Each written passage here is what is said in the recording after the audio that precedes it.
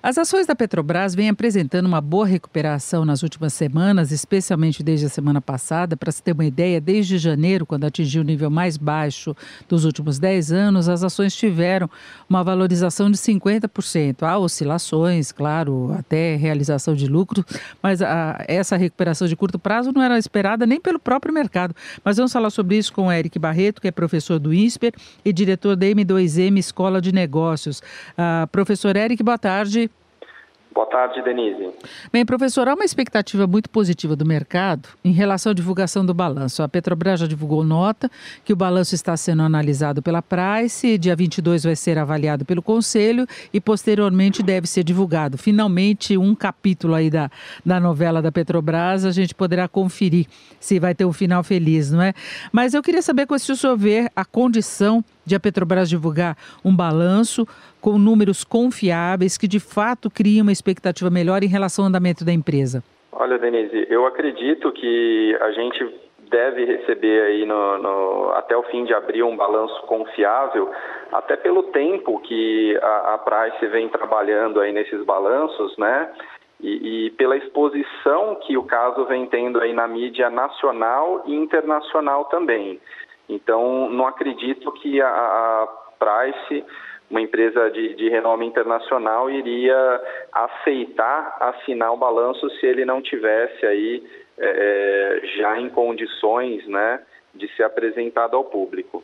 Porque a divulgação do último balanço foi um desastre, precipitou, entre aspas, a saída de Graça Fossa, que ela deveria ter saído muito antes, mas aí o governo tomou essa decisão e deixou no ar a possibilidade de perdas que chegariam a 80 bilhões. E agora, segundo se comenta, essas perdas podem ficar entre 5 e 6 bilhões e seguindo critérios do SEC, que é o órgão regulador dos Estados Unidos. Isso. A Petrobras é uma empresa muito grande e muito complexa, né? Então, em janeiro, quando foi publicado aí as demonstrações não auditadas de setembro de 2014, as informações publicadas foram muito dúbias, elas acabaram jogando contra a companhia, né? Então, a gente estava esperando nessa publicação de janeiro que já tivesse pelo menos alguma ideia dessa perda ser reconhecida em decorrência da corrupção, né? Isso não aconteceu. Então, o que aconteceu foi uma nota explicativa falando de uma possível perda aí da ordem de 80 bilhões e essa possível perda acabou mais desinformando o mercado do que informando. Então, nesse sentido, eu concordo com você que foi desastrosa aí a informação. Porque depois soltaram notas explicando que os 80 bilhões não seriam perdas, mas sim ativos superavaliados que poderiam ter reflexo também de mudança cambial, de outras questões. Enfim, ficou tudo no ar e o dito pelo não dito. Agora pode haver uma mudança de fato com esse balanço. Sim, agora parece que eles aplicaram os procedimentos contábeis mais corretos, né? O procedimento mais correto seria identificar cada perda, né? Identificar a perda a cada contrato específico, a cada ativo específico, e você fazer essa perda direto no balanço, né? Direto nesse ativo, identificando o ativo, identificando a razão da perda. Tá? Como isso provavelmente não vai ser possível para todos os ativos, para todos os contratos, o mais provável é que a empresa faça um teste de impairment. Então, esse teste de impairment a empresa vai fazer uma comparação do valor contábil do ativo com o valor que esse ativo recupera, né? Com o valor dos benefícios que esse ativo deve trazer para a companhia. Agora, então, se você tem um ativo que ele não traz os benefícios aí esperados pela companhia inicialmente, esse ativo deve ter um reconhecimento de perda de valor. Agora, estariam levando em conta também até aqueles percentuais de corrupção que foram colocados nos depoimentos da CPI, e o máximo seria de 3%, então eles considerariam esse percentual no cálculo de recursos desviados da Petrobras. Agora, a empresa já avisou que nos ativos ela vai considerar apenas os que estão sendo ou interrompidas os empreendimentos, ou então a venda de ativos, que também é outro processo que o mercado tem recebido bem. A venda dos ativos, independente de você ter uma perda contábil ou não, essa venda de ativos é algo que está sendo bem visto pelo mercado, porque a Petrobras está em um cenário em que ela precisa de liquidez, né, para continuar aí o seu plano de investimentos, e ela está com o mercado não fechado, né, mas ela está com problemas de captação justamente por não ter um balanço auditado. Né? Se ela for fazer uma captação hoje, ela deve pagar muito mais caro do que ela pagava ano passado, quando tinha demonstrações auditadas, antes de ter sido rebaixada pela Moody's.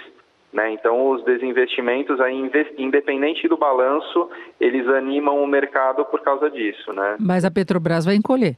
Não sei se encolher é a palavra, né? Porque ela vai desinvestir ao mesmo tempo em que ela continua sendo obrigada a investir nos projetos do pré-sal. Né? Ela tem compromissos assumidos de investimento.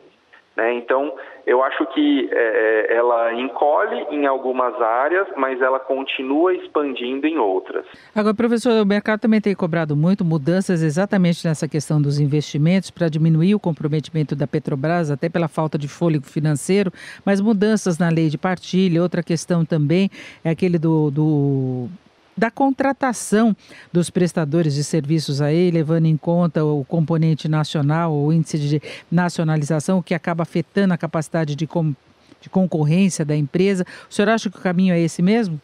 Eu acho que poderia ser um caminho. Não sei se a empresa tem autonomia para decidir sobre isso, né? Porque isso é uma questão... Dependeria do governo, de uma proposta do governo nesse sentido, não é? Exato. Depende mais de governo, né, que é controlador da Petrobras, mas tem outros interesses também. Né? Se dependesse só da companhia, acho que seria uma decisão um pouco mais fácil. Bom, agora, professor, uma coisa é a recuperação das ações em bolsa, outra coisa é a recuperação da empresa. O senhor vê uma saída para a Petrobras de médio prazo para ela voltar a ter credibilidade, a ter uma situação financeira um pouco melhor, mais confiável? O começo está agora, né? Está em abril, que é essa perspectiva de publicação de balanços. Como eu falei, a Petrobras é uma empresa muito grande e muito complexa. Então, para você entender os riscos que atingem a empresa, risco de variação no preço de commodity, risco de variação cambial, os próprios riscos operacionais aí de controles, né, que podem gerar corrupção. Então, para a gente entender tudo isso, a gente precisa de um balanço e de um balanço auditado, né, que tem mais credibilidade. Então, acho que o caminho para a Petrobras, ele começa a ser traçado a partir da publicação desse balanço. Né? Então, não sei se vai recuperar a credibilidade num prazo tão curto, né? Não sei se vai recuperar também o crédito com a Moody's, né, que perdeu aí há pouco tempo, mas acho que esse é um caminho, tá? Para uma empresa que precisa de caixa para continuar com seu plano de investimentos, isso é bastante importante, é fundamental. Certo, ouvimos Eric Barreto, que é professor do INSPER e diretor da M2M Escola de Negócios. Professor Eric, muito obrigada, uma boa tarde. Boa tarde, Denise. Boa tarde.